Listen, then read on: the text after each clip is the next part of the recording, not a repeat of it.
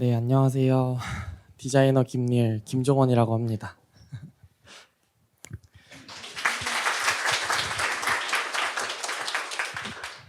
제가 원래 이런 거 진짜 잘 안 하려고 하는데 앞에서 너무 대단하신 분들이 많이 해가지고 저는 그냥 제가 이거 준비하면서 어떻게 시작을 했고 어떤 마음으로 하게 됐는지를 그냥 하나하나 알려준다기보다는 공유해드리려고 이런 생각을 하는 사람들이 많을 것 같아서 저는 2016년도에 문화의 한복을 입히다, 21세기 한복을 만들다라는 슬로건으로 시작을 하게 됐어요. 저는 한복도 전공을 하지 않았고 디자인을 전공하지 않았는데 제 전주에서 학창 시절을 보냈었거든요. 근데 전주에 한옥마을이라는 것도 리뉴얼이 되고 경복궁에서 전통 한복을 대여하는 시장이 갑자기 막 생겨나더라고요. 전통 한복 빌려서 입는. 근데 제가 외국인들한테 물어봤어요. 너는 한복 대여를 왜 하니? 물어보니까 한복 원단은 진짜 예쁜데 불편해서 너도 안 입고 다니는구나. 저한테 역질문을 하더라고요. 그래서 제가 단순하게 생각을 했을 때 패션 전공도 아닌데 19세기 전통 한복을 21세기 사람들한테 빌려주니까 당연히 불편하잖아요. 근데 서양 친구들은 원단이 예뻐서 입는다라는 생각에 제가 지금 입고 있는 정장이라는 것도 19세기부터 지금까지 서양에서는 입던 옷이니까 한복 원단해가지고 정장을 만들어서 대여를 하면 돈을 많이 벌겠구나라는 생각에 맨 처음에 한복 정장을 만들어서 돈 벌려고 사실 시작을 했습니다. 모두 다 그럴 거예요. 그렇게 옷을 만들어 놨는데 주위에서 전 운동을 되게 좋아해요. 패션 1도 모르고 맨날 정장 입고 운동복 입는 게 좋은데 나이가 어리다 보니까 정장을 입어야겠다고 하고 입었었던 거거든요.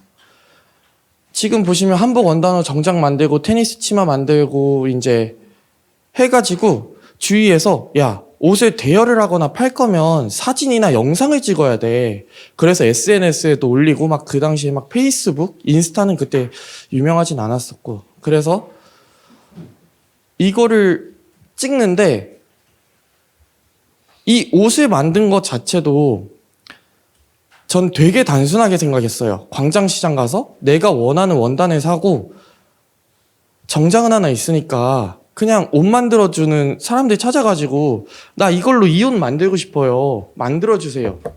그냥 아무것도 모르니까 찾아다녔던 것 같아요. 그렇게 해서 이 화보라는 것도 솔직히 자세히 보시면 아래 발자국이 다 남아있어요. 예산이 많이 없어서 사진 찍고 보정도 다 못했던 사진인데 이게 일주일 만에 좋아요가 2만 개가 눌린 거예요. 페이스북 그냥 그 당시에. 그러다 보니까 되게 어이없는데 뉴발란스라는 이랜드에서 저한테 우리도 마케팅 해주세요라고 연락이 온 거예요. 그러니까 원래 종합광고대행사에서 이제 광고를 맡기는데 저한테 어떻게 알고 연락 왔는지도 모르겠어요. 보면은 같은 컨셉이잖아요. 다 저희 옷을 입고 있고 아래 신발 CRT 300이라는 신발 광고를 보통은 뉴발란스 옷을 코디를 해서 해야 되는데 광고를 찍어본 적도 전 없으니까 그냥 한번 해봤던 거 가지고 하면 되겠다. 그때 광고 찍을 때 예산이 100만 원도 안 들었었거든요. 모델비 30만 원 주고 포토그래프 50만 원 주고 그렇게 찍었으니까. 근데 이걸 찍는데 그거에 100배 되는 돈? 되게 많은 돈을 줬었어요. 근데 광고 업계에서 따지면 되게 적은 돈인데 와, 제가 아까 맨 처음에 돈 벌려고 한복 정장 판다고 시작을 했었잖아요. 근데 말도 안 되게 뉴발란스라는 브랜드에서 마케팅 해달라고 와가지고 한복은 때려치고 그때부터 이 광고를 찍었는데 이것도 이 한현민이라는 이제 친구도 많이 유명하지 않을 때 저랑 찍고 나이키 계약도 하고 되게 잘 된 친구거든요. 그래서 그 해에 제가 뉴발란스 광고를 5개 정도 찍었던 것 같아요. 그 찍은 광고들이 다 잘 되고 그때부터 이제 계속 아까 제가 박웅영 선생님 이제 강의를 들으면서 을왕리 이야기가 계속 머리에 남았었는데 그 을왕리 사건이 이 사건이랑 똑같은 거예요. 원래 종합광고 대행사에서 두세 달 걸려서 마케팅을 해야 될 걸 이제 시대가 변하다 보니까 갑자기 광고회사 전 이거 계약하면서 사업자 등록증을 냈거든요. 사업자 등록증도 없었는데 광고회사 사업자 등록증이 없었어요. 그러면서 이제 하면서 마케팅을 하게 됐는데 이제 자꾸 연락이 오는 거예요. 연예인들이 나도 한복 정장 만들어주세요. 전 광고업으로 돈을 벌고 있는데 한복은 원래 돈 벌려고 했는데 광고업이 돈이 더 많이 되니까 한복을 뭐하러 쳐다봐요. 돈은 광고로 많이 버니까 제가 좋아하는 막 연예인들이 한복 정장을 해달라고 하길래 한두 벌씩 그냥 제가 취미로 했어요. 제가 옷 팔 실력은 안 되고 해달라는 사람 한 벌, 두 벌 하다 보니까 8년 동안 400벌을 했더라고요, 제가. 돈 하나도 안 받고 그냥 돈 생길 때마다 그냥 취미로 하게 됐었는데 한복에 대해서 제가 공부를 하게 됐어요. 난 한복을 모르는데 한국인인데 한복이라는 존재 자체는 아는데 여기서 한복이 뭔지 아시는 분 계신가요? 뭐 다 알겠죠? 사전적인 의미는 한민족의 고유한 의복이라는 뜻은 있는데 이게 세기별로 저고리의 길이도 다 다르고 치마의 길이도 다 달라요. 그러다 보니까 저는 이제 제 주관적으로 전통 한복에는 멋이 두 가지가 있다라고 정의를 내렸어요. 하나는 라인의 멋과 하나는 원단의 멋이에요. 이 라인이 너무 예쁜 거야. 저고리도 예쁘고 치마도 예쁘고. 그래서 우리 손자들이 만든 게 편한 면 소재 가져다가 생활한복, 개량한복이라고 하죠.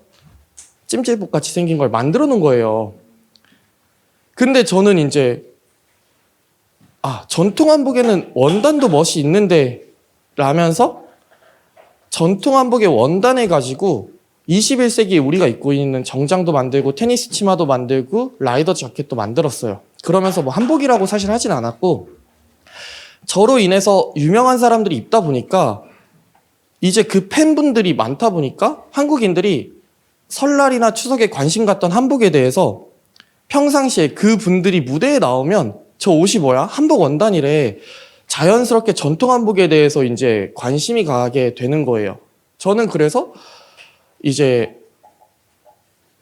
그런 마중물 역할을 하려고 한복 이거 재밌네 하고 브랜드를 하나 만들어 봐야겠다. 제가 대기업 브랜드 마케팅도 해보고 나만의 브랜드를 만들어야겠다라고 하고 이제 브랜드를 만드는데 그래서 브랜드 이름이 리을인데 이 리을 왜 리을인지는 뒤에 설명을 해드릴게요. 그 전에 정말 중요한 말을 제가 하고 싶어가지고 이 목적이라는 거 제가 맨 처음에 강의 시작할 때 저 돈 벌고 싶다고 말했었잖아요. 개인 사업을 하시는 분들 그러니까 앞에 선생님들이 강연하셨던 본질이랑 똑같은 것 같은데 제가 만약에 제빵사예요. 예를 들어서 내가 좋은 빵을 만들고 싶은 제빵사야. 그리고 돈을 많이 벌고 싶은 제빵사 2명이 있어요. 근데 목적은 수단을 정당화시킨다라는 말이 있거든요. 나의 목적이 돈을 많이 벌고 싶은 제빵사면은 저에게 수단은 값이 싼 중국산 밀가루 사다가 빵을 만들어서 비싸게 팔면 저는 돈을 많이 벌어요. 그러면 저한테는 수단이 정당화된 거예요. 근데 예를 들어서 내가 좋은 빵을 만들어서 사람들한테 좋은 빵을 먹이고 싶은 제빵사면 저의 수단은 값이 비싼 국산 밀가루 사다가 빵을 만들어서 싸게 팔면 사람들이 좋은 빵 먹을 거 아니에요. 저는 그래서 모든 일을 할 때 목적이 되게 중요하다고 생각을 하거든요. 이걸 어떻게 깨달았냐면 깨달은 것보다는 제가 맨 처음에 한복 정장을 시작할 때 30만 원이 있었어요. 저한테.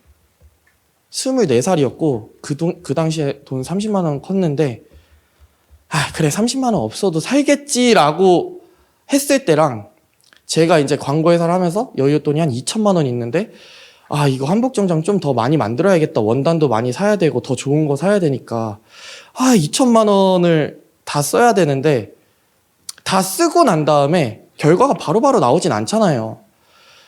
아니, 나는 30만 원도 그렇고 2천만 원도 그렇고 이제 내가 술 먹고 놀면서 쓴 게 아니라 내가 좋은 일하고 한복 만드는데 돈을 썼는데 왜 세상은 나에게 관심을 안 가져주지? 그러면서 나는 내가 사업할 때는 이 돈이라는 거, 그러니까 내가 모든 일을 할 때는 목적을 잘 정해놓고 망하더라도 나는 내 목적이 이거였으니까 언젠간 나를 알아주겠지 하면서 이제 8년 동안 이제 이런 활동을 했던 거거든요.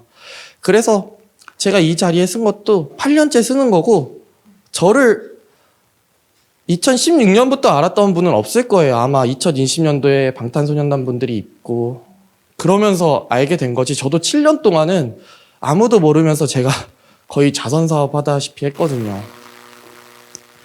그래서 운이 좋게 타이밍이 좋았는지 모르겠지만 2016년부터 지금까지 방탄소년단부터 대통령 선거 개표 방송이었거든요. 대선 후보자들 옷까지 다 하게 된 거예요. 제가 아까 한복이라고 말을 안 했잖아요. 근데 이게 대중들이 생각을 하게 된 거예요. 과연 모양이 한복인 게 한복일까? 원단이 한복인 게 한복일까? 제가 만약에 돈 받아가지고 한복 정장을 팔았으면 되게 우리나라 네티즌들 세잖아요. 야, 네가 무슨 한복이냐. 갖다 버려라. 진짜 욕 많이 먹었을 것 같은데 저는 대중들한테 질문을 던졌었던 거예요. 우리가 모양만 한복인 게 한복일까? 원단이 한복인 게 한복일까? 사실 저는 지금 한 번도 수익 창출을 해본 적이 없기 때문에 한복 디자이너는 아니에요. 제가 왜 디자이너라고 말하는지는 뒤에 가서 설명을 드릴 건데, 그래서 지금 저는 주한대사님들이죠. 우리나라에 들어와 계신 50개국 주한대사님들 한복 정장도 다 제가 선물 드렸는데, 이걸 하면서 너무 좋았었던 것도 우리나라에 들어오신 주한대사님들께 나라에서 보통 전통 한복을 선물해 드리는데 이걸 뭐 그 나라에 돌아가서 입으시는 것도 사실 아니고 진짜 우리 어머니 아버지처럼 결혼할 때 한 번 입고 장롱 속에 박혀 있는 거거든요. 그러다 보니까 한복 정장을 해드렸는데 진짜 지난주에 필리핀 대사님도 그걸 입고 나와서 다큐멘터리도 나오시고 파티 갈 때 다 그걸 입고 나오시니까 개인적으로 뿌듯한데 이거는 사실 제가 할 일이 아니라 나라에서 좀 해줬으면 하는 바람이 좀 있고요. 네, 사실 디자인하다라는 뜻을 저는 그래서 정의를 새롭게 내렸어요. 내 눈으로 바라보고 내 방식대로 표현한다. 그러니까 저는 21세기를 살면서 지금 다 각자가 원하는 신발 신고 각자가 원하는 핸드폰 쓰고 각자가 원하는 티셔츠 입었잖아요. 전 다 디자이너라고 생각하거든요. 자기가 원하는 안경 다 골랐잖아요. 저는 그래서 자기 눈으로 바라보고 자기 방식대로 표현하는데 요즘같이 이제 어떻게 보면 SNS도 발달돼 있는 시대에 다 자기 어필하면서 사는데 저는 다 디자이너라고 생각을 하고 저 또한 그렇게 살면서 난 디자이너다. 그래서 디자이너 김리을이라고 활동을 하고 있습니다. 네. 왜 제가 브랜드 리을이라고 이제 지었냐면 리을은 되게 적자 회사예요. 8년 동안 적어도 한 10억은 쓴 것 같은데 이제 제가 아까 외국인한테 한복 정장을 입히려고 만들었다고 했잖아요. 브랜드 이름이 되게 중요한 거예요. 왜냐하면 제가 외국에 나가서 외국인 친구가 내가 영어를 잘하든 못하든 갤럭시 핸드폰을 쓰고 있으면 이거 갤럭시 삼성 거야. 삼성 한국 브랜드야? 나 한국인이야. 괜히 삼성에 대해서 자랑하고 앞에 현대자동차 지나가면은 저거 현대 한국 브랜드야. 나 한국인이야. 자기는 아이폰 쓰고 외제차 타고 다니면서 외국 나가서는 대기업 자랑하는 게 되게 아이러니했거든요. 제가 아니라 이제 다른 친구들이 그러면서 브랜드 이름을 잘 지어놔야겠구나. 그러면서 리을의 모든 기업의 첫 번째 목적이 뭔지 아세요? 수익 창출이거든요. 돈 버는 거. 근데 리을의 첫 번째 목적은 한글 알리고 한복 알리는 브랜드 만들어야겠다. 대한민국 대표하는 브랜드. 그래서 이제 브랜드 이름을 훈민정음이라는 이제 글자를 외국인들이 생각보다 되게 많이 알아요.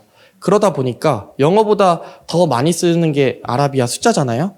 딱 리을을 보여주면 이거 숫자 2 아니야? 외국인이 물어봐요. 그럼 이거 숫자 2가 아니라 훈민정음의 리을이라는 글자야.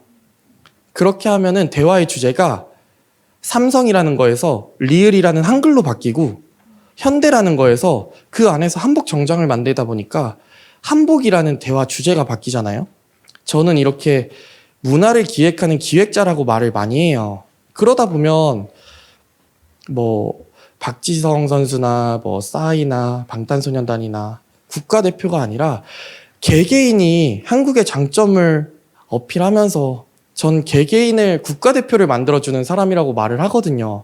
제가 어릴 때 운동을 하다가 다쳐서 국가대표가 못 돼서 내가 만들어서 국가대표 해야겠다. 근데 생각보다 국뽕이 아니라 우리나라에 대해서 되게 자부심을 가지고 있는 분들이 많더라고요.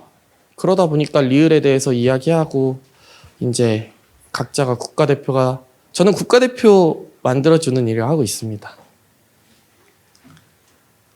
네. 만남인데 이렇게 보니까 좀 색다르지 않아요? MAN, NAM. 앞 반절로 나누면 만남이라는 게 이제 거울을 바라보듯이 알파벳이 되더라고요.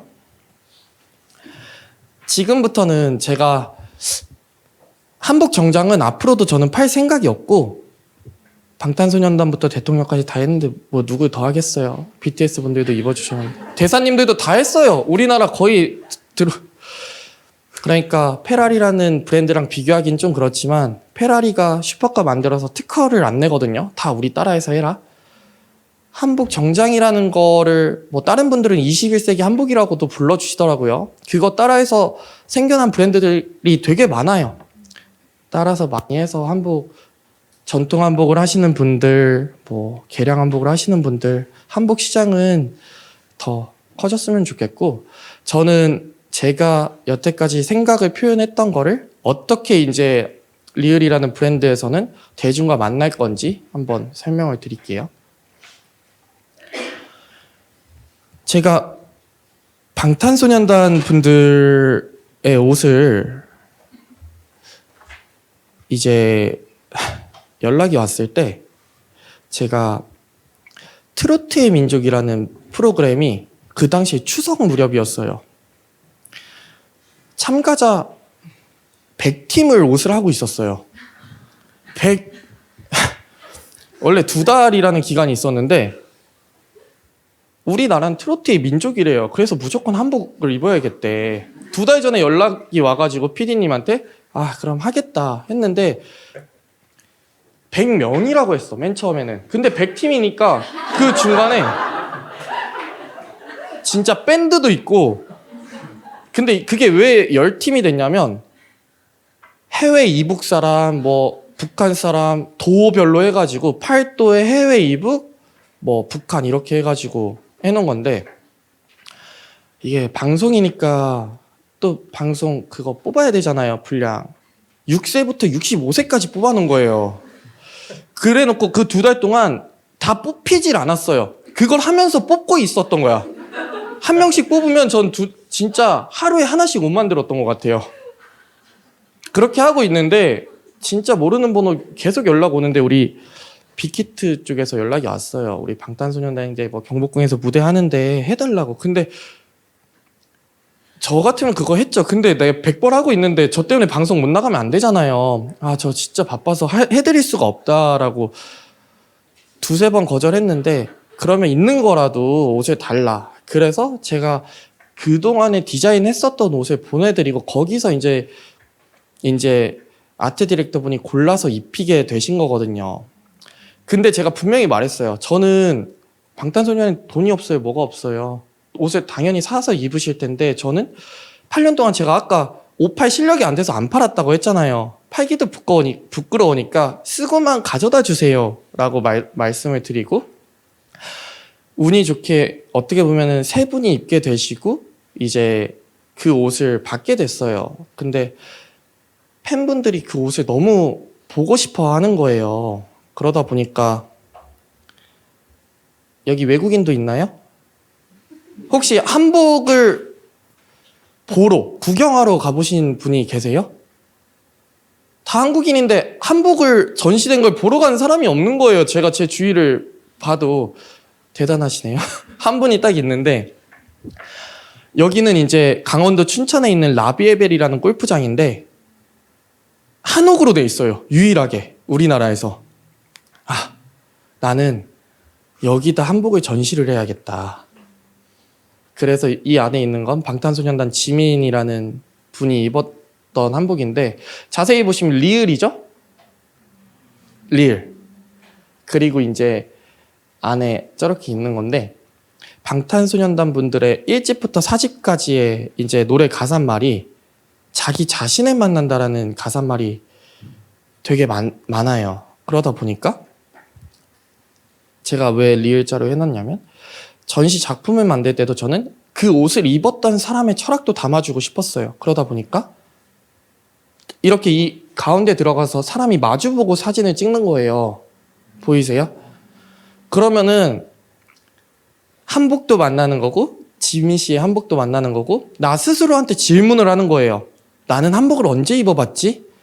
라면서 나 스스로한테, 나 자신을 만난다라는 컨셉의 이제 철학적인 전시물이거든요. 그래서 세계 한 10개국에서는 그 방탄 성지로, 어떻게 보면은 방탄 성지가 아니라 한복 전시대에 있는 어떻게 보면 거의 유일한 야외 전시물이거든요. 이런 식으로 만들고 있고, 이건 또 경주 코오롱 호텔이라는 곳인데 자미원이라는 방이 있어요. 한국적으로 꾸며진 방인데 1박에 한 400만 원 정도 해요. 운이 좋게 제가 저기에 어떻게 자게 됐었는데, 저기서 자면서 영감을 받고 옷을 만들게 됐는데, 그걸 또 제이홉이라는 분이 입게 된 거거든요.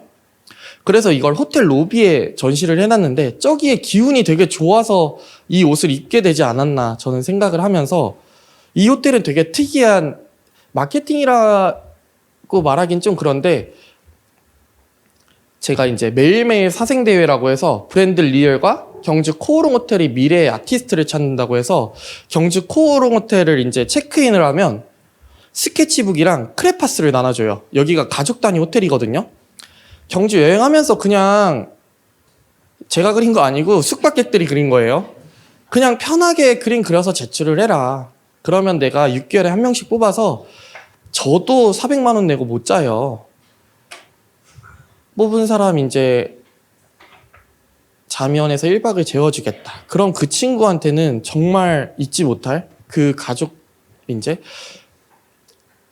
그런 일을 하고 있습니다. 그러다 보니까 저는 마케팅이라고 절대 생각하지 않고 그냥 기획을 해놓은 거거든요. 그런 식으로 이제 경주 코오롱 호텔에서는 진행을 하고 있고, 이거는 그래서 어떻게 보면은 숙박객들과의 만남, 그리고 미래의 아티스트와의 만남, 만남으로 플레이를 하고 있습니다. 만남은 그렇게 두 개가 있고, 울릉도에 가면 코스모스라는 호텔이 있거든요. 거기도 전시 작품이 있는데, 그거는 이제 제이홉 씨가 입은 건, 아니야, 그 슈가 씨가 입은 건데, 따로 만남을 또 준비를 하고 있어요. 울릉도가 되게 멀어가지고 더 색다른 만남을 준비하고 있고, 이제 이 다음부터는 제가 다른 기업들과 콜라보를 했었던 건데, 제가 아까 리을이라는 브랜드를 만들면서 한국을 대표하는 브랜드를 만들겠다고 했잖아요. 저는 구찌나 루이비통 명품을 만들고 싶었어요. 근데 한국을 대표하는 브랜드를 만들기 위해서는 내가 만약에 만들어서 LVMH 아르노 회장님한테 회사를 팔 때 내가 옷을 300억을 팔든 30억을 팔든 관심을 가지지 않을 것 같은 거예요. 8년이라는 시간 동안 K컬처가 이슈인데 방탄소년단부터 대통령까지 옷을 다 하고 아직 한 번도 안 팔았다. 근데 브랜드 가치가 이제 어떻게 보면 올라가 있는 시점에서 제네시스도 프라다랑 콜라보를 하고 되게 다양한 브랜드들이, 자동차 브랜드들이 아티스트랑 콜라보를 하는 사례가 많아요. 아, 나도 아트카 되게 만들고 싶다라는 생각을 했는데 정말 어떻게 했는지도 모르겠어요. 제가 했던 거는 아까 말씀드렸었던 목적, 내가 살면서 생각했었던 목적, 그거 하나만 생각하면서 살았던 거고 다른 나쁜 마음 안 먹었거든요. 제가 제안한 것도 아닌데 맥라렌 코리아에서 이제 아트카를 만들어 달라고 연락이 온 거예요. 맥라렌 코리아에서. 그래서 저는 슈퍼카들이 뭐 페라리도 있고 람보르기니도 있고 다 다르게 생겼잖아요. 전 얘를 볼 때마다 되게 동글동글해서 고려청자 같다라는 느낌을 되게 많이 받았어요. 근데 아트카를 만들려면 아트하면 딱 화려한 색이 떠오르잖아요. 근데 슈퍼카라는 차량 특성상 다 화려한 색을 되게 많이 타요, 사람들이. 그러다 보니까 아무리 제가 화려한 색을 칠해놔도 눈에 안 띌 것 같은 거야. 그래서 저는 고려청자에서 이제 고려청자를 학이랑 소나무 디자인 요소가 되게 많이 들어가 있는데 학이랑 소나무, 그러니까 고려청자에서 디자인 영감을 받고 표현은 하얀색과 검은색으로만 해야겠다. 수묵화로 표현을 해야겠다. 그래서 수묵화를 하나 그리고 차 외관에 입혔는데 이걸 맥라렌 글로벌에 컨펌을 받는데 와, 이거 너무 멋지다. 너 그럼 내부까지 디자인을 해봐라. 그러면서 휠을 디자인하다가 휠 보면은 나뭇가지처럼 생겼잖아요. 그래서 휠 디자인하면서 겨울에 나뭇가지 같다라는 생각을 하면서 아, 그럼 맥라렌에 한국의 사계절을 한번 입혀봐야겠다. 실내에는 봄의 느낌이 나게 자개로 이제 싹 작업을 했고 안에 시트는 여름 색깔, 그 다음에 휠은 겨울에 나뭇가지, 그리고 아까 외관에 보여줬던 산의 모습은 가을 산이거든요. 그렇게 하면서 이제 한국의 사계절을 입히게 된 거고, 이거는 이제 대한민국 임시정부 수립 100주년일 때 리얼도 돈이 많지 않은 회사다 보니까 신발은 나와야 되는데 나이키에서 GD랑 콜라보하면서 되게 뭐 잘 됐잖아요. 아, 근데 저는 아무리 생각을 해도 우리가 신발을 생산을 할 수는 없고 한국적인 신발을 만들려면 이 아디다스 신발을 보는데 이렇게 삼선이 있는데 건공감리로 표현을 해주면 되게 한국적인 것 같은 거예요. 그래서 이 디자인 특허는 제가 내놨는데 제 아디다스에도 제안을 해봤는데 아디다스 코리아는 이제 아시아로 묶어서 중국이랑 일본이랑 한국이랑 이렇게 묶어가지고 시장을 총괄하시더라고요. 그래서 아직까지 정식으로는 콜라보를 못했는데 그래도 SNS에서는 이슈가 많이 됐었고 되게 한국적인 신발 같지 않아요? 아니에요? 네, 그래서 뭐 다들 아시는 뭐 미스터 트롯이나 놀면 뭐하니나 진짜 안 입은 연예인 분들은 없는 것 같고, 이거는 대한항공이랑 콜라보했었던 건데 지금도 타시면 기내지 모닝캄이 제가 디자인한 걸로 나오고 있다고 하더라고요. 그래서 대한항공이랑 콜라보해서 모닝캄이라는 기내지를 작업했었던 거고, 이거는 삼성전자 갤럭시 S21인데 저는 광고회사 운영하면서 맨 처음에는 저한테 연락이 와가지고 광고를 찍어달라고 연락이 온지 알았어요. 프로덕션을 운영을 했으니까. 근데 운이 좋게 제가 광고 모델까지 하면서 갤럭시 S21 이제 TBCF도 찍고 그 안에서 영감받아서 옷도 만들어가지고 무신사에서 뭐 판매도 하고, 이거는 펩시콜라 글로벌 브랜드에서 한국 에디션이 나왔는데 거기에서 지코 씨랑 강다니엘 씨가 이제 노래도 만들고 거기에 맞춰서 춤도 추시는데 뮤직비디오도 추시는데 여기서 영감받아가지고 제가 옷을 디자인했었던 작업이고요. 이거는 문화재청이랑 했었던 건데 덕수궁이라는 궁궐이 서울에 5대 궁이 있는데 조선시대 마지막 궁궐이에요. 그러다 보니까 전통적인 궁궐과 저기 석조돈이라고 돌로 지어진 궁궐이 있는데 되게 현대적인 궁궐이거든요. 그래서 전통과 현대를 잇는 일을 한다고 저한테 이제 홍보대사를 시켜주시면서 제가 이거 영상도 찍었었던 기억이 있고, 이거는 골프 우승자 자켓인데 골프라는 운동이 우리나라 운동은 아니지만 우리나라 선수들이 되게 잘해요. 골프 강국인데 마스터즈라는 골프 대회 같은 데 나가면 그린 자켓을 줘요. 초록색 자켓을. 근데 우리나라 골프 강국인데 우리나라 골프 대회에서만큼은 한복 정장 자켓을 주면 좋겠다라고 생각을 하고 있었는데 운이 좋게 제네시스라는 오픈에서 연락이 왔었는데 그때 때마침 또 한국 오픈이라는 오픈, 그러니까 한국에서 가장 오래된 대회에서 또 연락이 와가지고 한국 오픈 우승자 자켓을 디자인하게 된 거예요. 그러면서 이제 단추 같은 거는 저희는 이렇게 수막새 아시죠? 단추가 꼭 동그래야 할 필요는 없잖아요. 옷만 걸리면 되는 거지. 그래서 이렇게 수막새로 디자인을 해가지고 한복 정장 자켓을 줬었던 거고. 그래서 이제 이 리을이라는 브랜드는 한글과 한복이라는 소재로 대한민국을 알리는 브랜드를 넘어서 자신의 방식대로 표현하면서 사는 사람들을 대표하는 브랜드라고 했는데, 이 리을의 로고를 보시면 이 네모난 틀이 제가 살고 있는 세상, 각자가 살고 있는 세상이고, 이 시작점이 자신의 눈이라고 생각하시고 자신의 바운더리 안에서 자기의 생각을 표현하면서 사는 사람들을 위한 브랜드를 만들려고 저는 준비를 하고 있는 사람입니다. 어떻게 보니까 딱 시간에 맞춰서 끝나게 됐네요.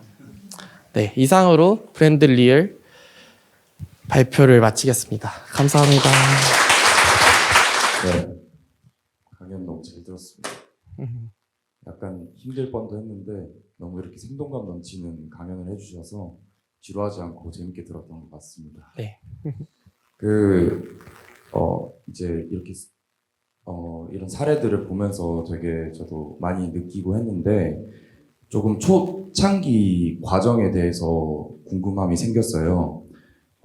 처음에 그 한복을 찍어가지고 인스타그램에 올려서 처음 오퍼를 받을 때까지의 그런 과정이나 네. 아니면은 좀 이제 처음에 팀원들을 어떤 식으로 모았는지나 뭐 이런 초반에 이런 성장 과정 이런 게 좀 궁금합니다. 네. 일단 8년 동안 리을은 저 혼자 했어요. 다. 원단 떼는 것부터 샘플실 공장. 왜냐하면 저 여유 있을 때 갔었던 거고, 제가 바느질하는 것도 아니고 디자인, 그러니까 다들 가면 바느질 잘하세요를 물어봐요. 저 바느질 해본 적도 없는데. 그러니까 요즘에 디자이너라는 덕목이 내가 원단 떼고 부자재 사가지고 디자이너 아니다라는 소리를 듣기 싫어가지고 제가 8년 동안 다 했었던 거고, 그걸 하면서 제가 한복 원단으로 정장을 만든다고 했잖아요. 전통 한복은 평면 재단이라고 해요. 재단이 평면적이에요. 그러니까 저고리 같은 거 보면 눌러져 있잖아요. 입체적이 아니에요. 근데 양장 같은 경우는 어깨 뽕도 들어가고 입체적이잖아요. 그래서 정장 만드는 데 가면은 이게 한복 원단으로 만들 수가 없고 한복 만드는 데 가서는 또 만들 수가 없어요. 그래서 3개월 동안 저는 찾아다녔거든요. 한복 원단이랑 정장 들고. 그렇게 이제 찾아다녔던 것 같고, 질문이 총 3개였는데 그렇게 맨 처음에 저는 시작을 했고, SNS에 올리고 광고가 들어온 건 일주일도 안 돼서 바로 들어오게 됐었던 것 같아요. 올리고 그럼 따로 광고 같은 것도 안 하시고? 네, 그거를 인사이트라는 채널에서 퍼가고 그렇게 하면서 자연스럽게 노출이 됐었던 것 같아요. 그때랑 지금이랑 알고리즘이 되게 많이 달라가지고 그땐 노출이 더 많이 됐었던 것 같아요. 네. 더 궁금한 게 있으신가요? 그럼 지금은 팀원들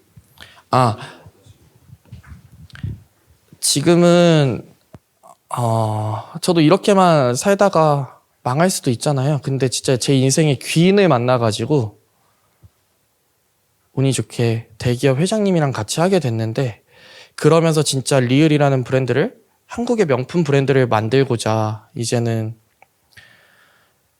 캐주얼한 제가 지금 차고 있는 넥타이나 벨트나 지갑이나 다 정말 개발 많이 하고 있는 것 같습니다. 네.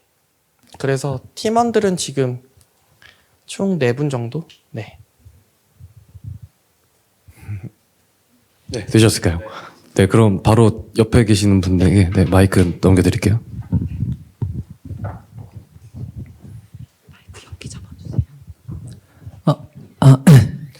강연 잘 들었습니다. 너무 인상 깊어가지고 너무 좋아가지고요. 네, 뭘 콕 집어서 말씀드릴 수 없는데 그 가장 인상 깊었던 거는 처음에 그러니까 커다란 기업을 만들기 전에 그냥 메시지만 있었다. 그 메시지가 커지다 보니까 이렇게 브랜드가 됐다는 점이 너무 인상 깊었어요.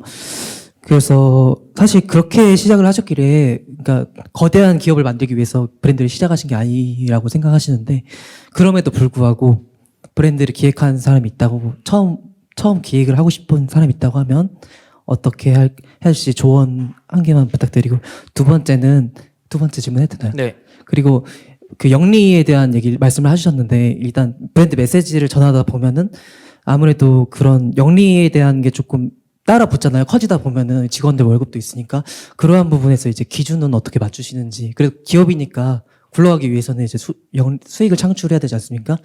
기준도 이렇게 두 가지. 첫 번째는 처음 시작하는 사람들에게 조언. 두 번째는 그냥 영리와 브랜드 메시지 사이의 간극에 대한 기준. 네. 처음 거 답변하다 보면 두 번째 거 까먹을 수도 있으니까 다시 말해 주세요. 처음 브랜드를 만들려고 하시는 분들은 전 아직도 생각나요. 제가 리을이라는 브랜드를 만든다고 했을 때 옆에 있는 사람이 제일 기획에 아는 사람이 있대요. 물어본대 자기가. 이 사람이 우리보다 전문가니까 물어본대. 한복 정장 할 건데 브랜드 이름 리을 어때? 야, 글로벌로 가야 되는데 영어도 좀 들어가야 되지 않냐? 브랜드 디자이너면 프랑스 언어도 좀 들어가야 되지 않냐?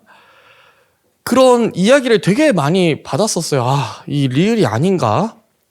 그때 돌아가면은 그것 때문에 회사 이름을 몇 개를 생각했는지 모르겠어요. 그 당시에 나이도 어리고 제일 기획이라고 하면 제일 좋은 회사에서 높으신 분이 아니라고 하는데 그냥 제가 아까 목적 말했잖아요. 내가 이 일 왜 하고 싶은지랑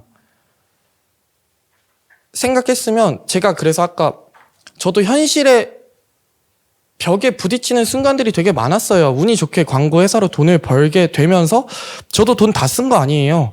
제가 가지고 있던 여윳돈으로 저는 일이라고 생각을 해본 적이 단 한 번도 없거든요. 리을을 하면서. 그냥 즐거워서 주말에 이제 원단 떼러 가는 거고 돈 이 정도 있으니까 한 벌 만들 때 거의 100만 원에서 200만 원 들어요. 한 벌 만드는데. 저 그거 400벌 했어요. 이게 한 50벌 하다 보니까 이제 돈 받고 팔아야 되나 하는데 또 51번째, 52번째 이 사람들한테 돈 받기가 미안한 거예요. 뭐 유명한 사람들은 공짜로 해주고 사실 우리나라를 알리는 이제 국악하시는 분들, 유명하지 않으신 분들도 되게 많이 제가 협찬 많이 해드렸거든요. 그래서 인터뷰를 할 때마다 이런 유명하신 분들 말고 우리 옷은 이런 분들도 많이 입었다라고 제가 많이 인터뷰도 많이 했었거든요. 그러다 보니까 다시 본론으로 돌아가서 제가 한복 정장 만든다 할 때 우리 엄마 아빠도 돈 안 줬어요. 그래서 30만 원 가지고 저 혼자 한 거거든요. 100이면 100, 99명이 안 된다고 했는데 지금 여러분 앞에 와서 뭐 브랜드가 엄청 큰 건 아니지만 말씀드리고 있잖아요.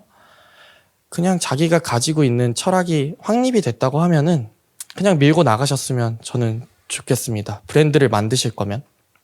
근데 그 브랜드를 만들 때 나는 돈 버는 브랜드를 만들겠어. 나는 진짜 한국의 명품 브랜드를 만들겠어?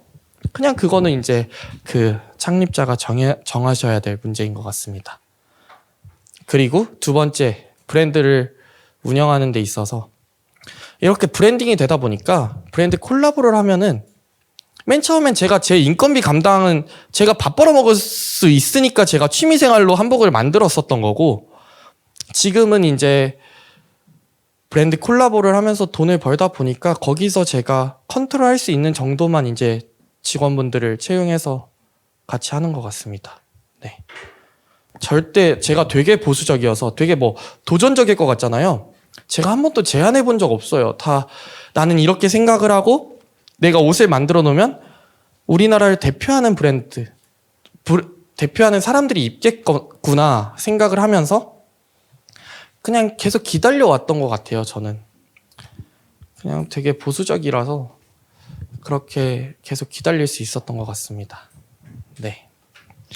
네, 좋습니다. 그럼 다음 네. 두 번째 질문 네.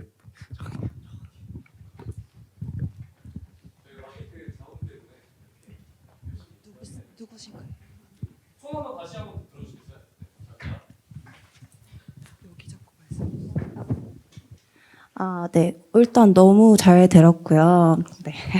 감사합니다. 사실 이제 어떻게 보면 오늘 세 가지 강의를 다 들으면서 느낀 거는 제일 중요한 건 본질이다라는 부분을 느꼈는데 제일 어떻게 보면 잘 실천하고 계신 분이라고 생각이 들어요. 근데 이제 사실 저희가 좋은 대학에 가야 한다. 뭐 좋은 직장에 들어가야 된다. 이런 식으로 계속 그런 프레임에 많이 갇혀서 살고 있잖아요. 근데 그런 과정에서 내가 진짜 좋아하는 거를 찾으려고 할 때 나한테 어떤 질문을 하면 정말 좋을까? 이런 부분에 대해서 혹시 말씀 주실 수 있으실까요? 네. 이건 제가 좋아하는 일이 아니에요. 저는 운동선수가 꿈이었어요. 예전에 초창기 때 인터뷰할 때 꿈이 뭐냐고 물어보면 축구 선수라고 말. 전 축구 선수밖에 꿈이 없었어요. 근데 제가 십자인대가 끊어지고 꿈을 잃게 되면서 하루하루 열심히 산 거거든요, 그냥. 전 내일 목표도 사실 없어요. 한 번도 일주일 뒤, 2주일 뒤, 심지어 그냥 하루 이틀 뒤에 계획을 세워본 적이 없어요. 그냥 오늘 하루, 그냥 하루 열심히 사는 거거든요.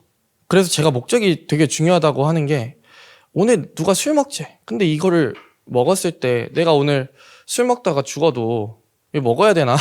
생각을 하다 보면 자연스럽게 안 먹게 되거든요. 그냥 진짜 그게 말씀하신 대로 본질인 것 같아서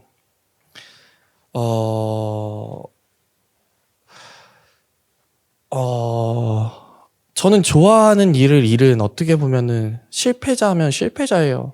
진짜.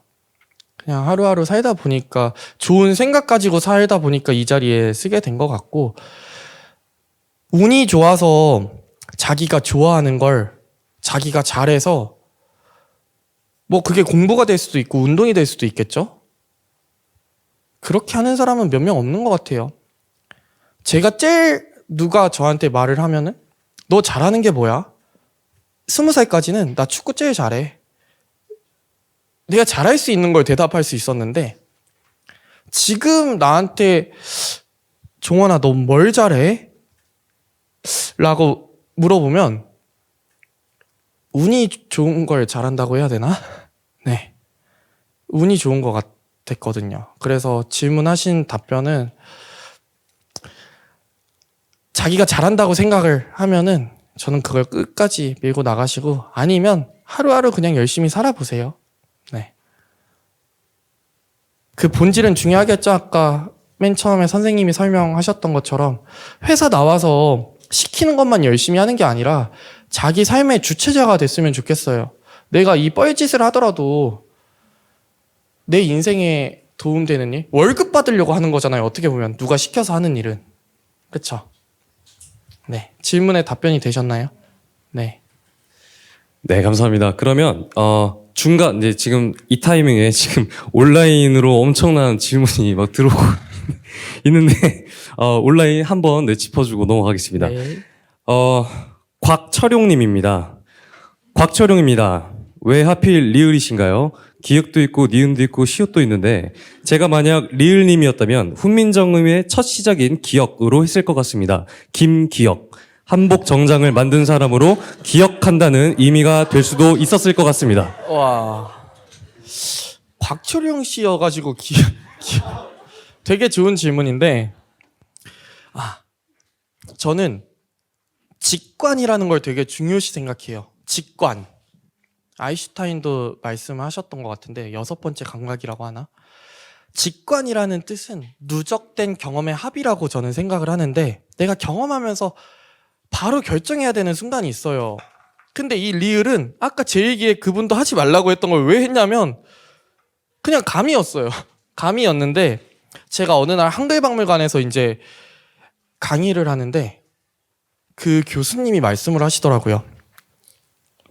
세종대왕님이 한글을 만들 때 기역, 니은, 디귿, 리을 빼고 나머지 글자는 구강구조에서 따와서 만든 글자인데 리을만 상상 속의 글자라고.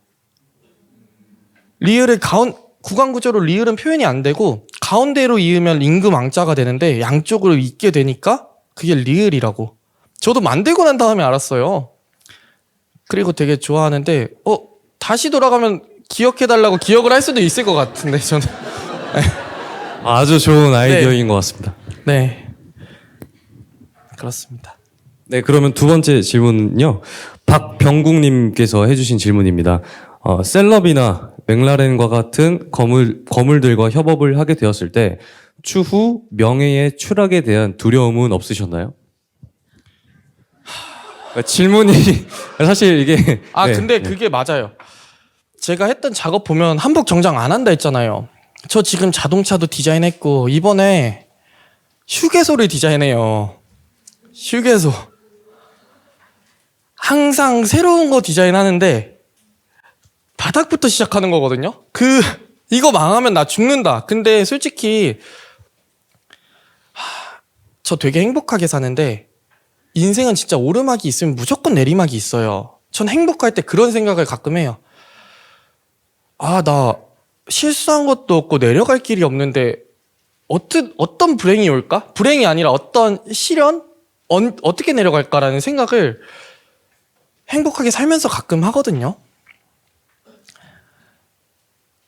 그러면은 진짜 말도 안 되게 그 생각을 했을 때 제가 필기를 해놓고 며칠 있다가 와, 진짜 이거는 내 스스로 해결해서 되는 문제가 아닌 거.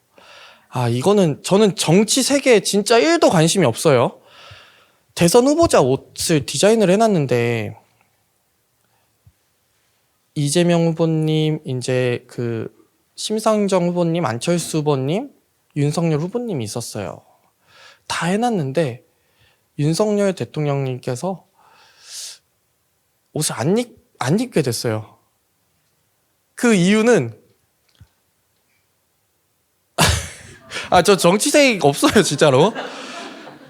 MBC 개표 방송이었는데 MBC에서 이상한 기사가 나와가지고 안 됐나? 아무튼 잘 모르겠는데 안 입게 됐는데 그 당시에는 아직 투표하는 상황인데 이거를 내가 가가지고 입으라고 할 수도 없는 거고, 이렇게 삶은 내가 생각한 대로 진짜 흘러가지 않거든요.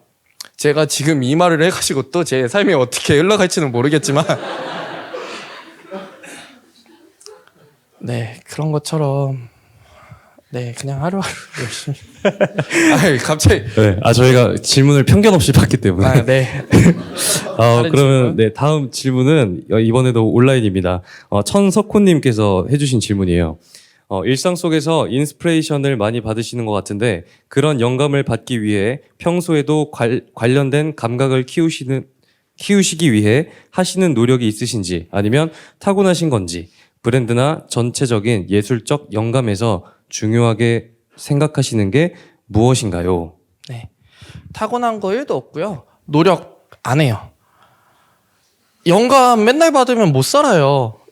저 대사님들 옷하고 맥라렌 하잖아요. 그 당시에 꽂혔을 때 아까 제가 박웅영 선생님 이제 강의 들으면서 나랑 되게 비슷하게 생각을 했던 게, 내가 가지고 있는 무기가 내가 지금 쓸 수 있는 게 뭔가. 내가 돈이 몇백억 있는 거 아니잖아요. 내가 가지고 있는 예산 가지고 맥라렌에 자개를 하는 것도 자개 장인 선생님 알아서 자개가 들어갔던 거지, 다른 거 알았으면 또 다른 게 들어갔을 수도 있어요. 내가 활용할 수 있는 거를 이제 활용을 하면서 플레이를 해야 되지 않나? 저는 그렇게 생각을 합니다. 네, 좋습니다. 그 다음 질문은요. SWY님께서 해주신 질문입니다. 어떻게 무상으로 판매하시는지 아직 이해가 되지 않습니다. 구체적으로 말씀해 주시면 더 좋을 것 같아요. 왜 돈을 안 받으셨는지? 한복 정장을 할 때는 저도 궁금했어요. 그러니까 옷을 제가 전공하지 않았기 때문에 이제 옷에 대해서 자신도 없었고, 이제 내가 하는 게 한복인지 뭔지 저 자체도 몰랐기 때문에 대중들한테 계속 질문을 던지다 보니까 옷을 안 팔게 됐었던 거고, 그거의 대답은 매출로서 일어난 게 아니라 어떻게 보면 우리나라에서 가장 큰 개표 방송에서 저한테 옷을 해달라고 한 거고, 우리나라를 대표하는 방탄소년단 분들이 옷을 해달라고 했었던 걸로 저는 답을 들은 것 같거든요. 그러다 보니까 그게 8년이라는 시간이 흘렀고 그때까지는 옷을 안 팔게 됐었던 것 같아요. 앞으로 리을의 제품을 만나는 거는 한복 정장이 아니라 정말 리을의 그냥 기본적인 제품들을 아마 만나시게 될 것 같습니다. 네, 그래- 감사합니다. 네. 다음 질문은 키키TV 오늘을 살자 님께서 해주신 질문입니다. 자신만의 직관과 철학이 있는 리을님 너무 멋지십니다. 인생에서 가장 큰 힘 또는 메시지를 준 사람이 누구인지 궁금합니다.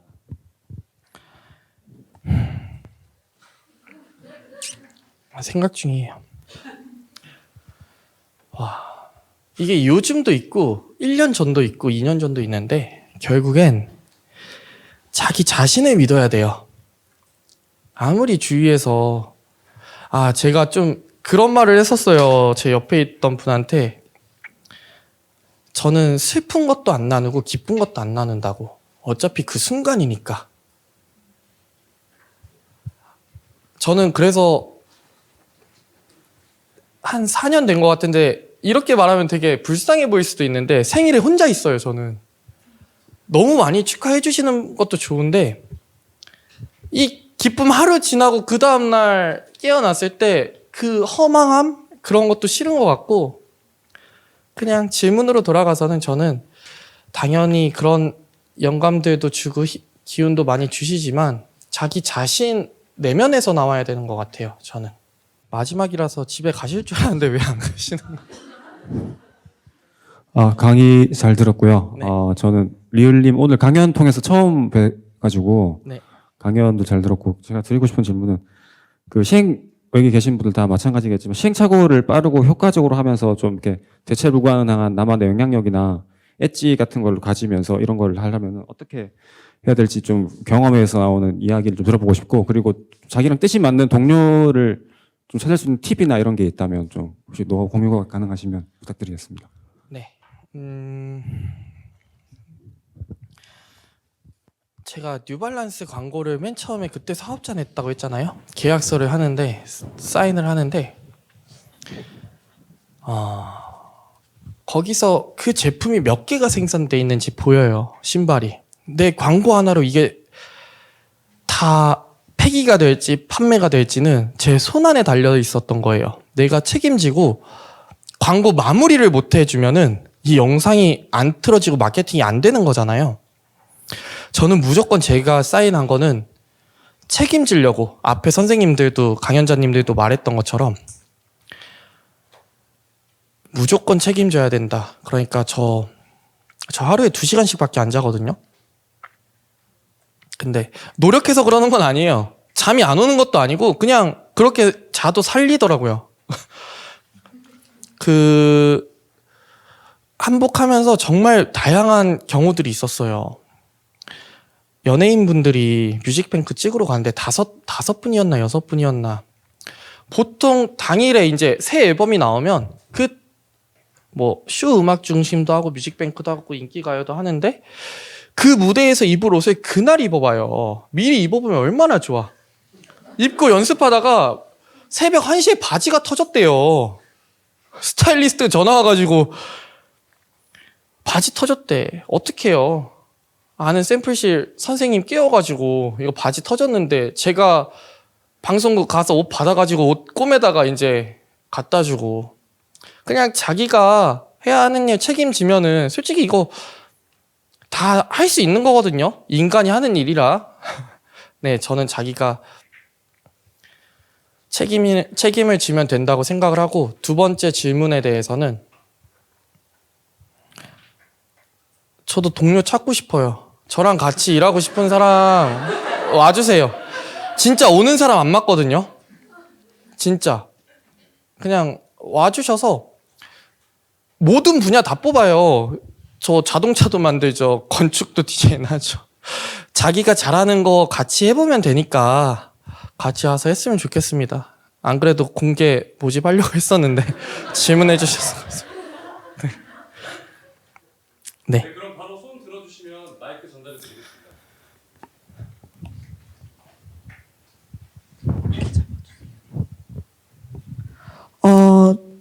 한국을 대표하는 브랜드 리을 대표님께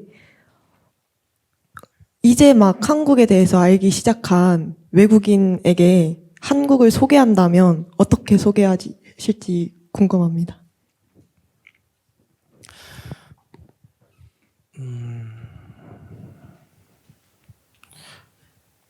그거는 제가 할 일은 아닌 것 같고, 리을에 접해가지고 하는 사람들은 리을을 접하고 알면 되고, 그 외국인이 뭐 어학 연수를 왔다가 만난 걸 수도 있고, 여행하다가 프랑스에서 대구 친구를 만날 수 있고, 뭐 부산 친구를 만날 수 있는데, 그 사람이 보는 한국은 그 사람이 알게 된 경로를 통해서 저는 보는 게 좋다고 생각을 해요. 그러니까 그 친구가 부산 사람일 수도 있고 대구 사람일 수도 있고 서울 사람일 수도 있는데, 우리가 한국에 대해서 다 보여줄 수는 없잖아요. 뭐 한복이랑 한글만 보여줄 거예요? 그 사람이 살고 있는 부산의 문화도 보여주고 대구의 문화도 보여주면 돼서, 저는 그런 외국인들이 자연스럽게 어떻게 한국에 대해서 알게 됐는지는 모르겠지만 그 사람이 한국의 전체다라고 생각을 하고 그 하나부터 좀 알아갔으면 좋겠는? 약간, 네, 이 사람이 한국인이 아니, 그 사람도 한국인일 거니까 전 그렇게 알아갔으면 좋겠습니다. 네.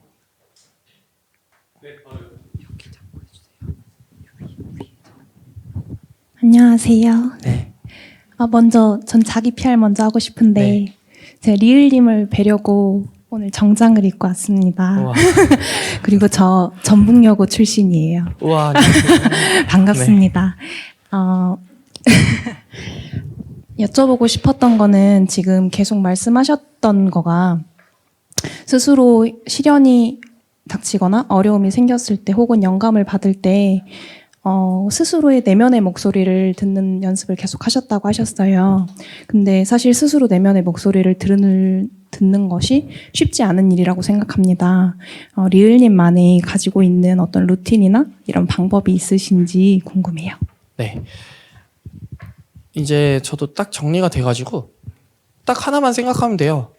내가 이 일을 했을 때 최악의 상황은 뭔가? 그거 하나면 끝나요. 내가 이 뉴발란스 광고를 찍어서 예산이 예를 들어서 5천만 원이다. 이거 망하면 내가 5천만 원 줘야겠죠. 뭐 그 계약서 쓰면은 얼마 피해 보상. 내가 이게 잃는 거. 정말 말도 안 되게. 연예인 옷 해줬는데 옷 찢어져가지고, 그거는 내가 잠을 안 자서라도 할 수 있는 부분이잖아요. 최악의 상황만 생각하시고, 보통 생각하면 안 일어나더라고요. 네. 그거 하나면은 되게 쉽게 인생 살아가실 수 있을 것 같습니다. 되게 간단해요. 이 일을 내가 왜 하는지, 이걸 했을 때 내가 잃는 게 무엇인지, 조금 더 쉽게 말씀드리면, 뭐 예를 들어서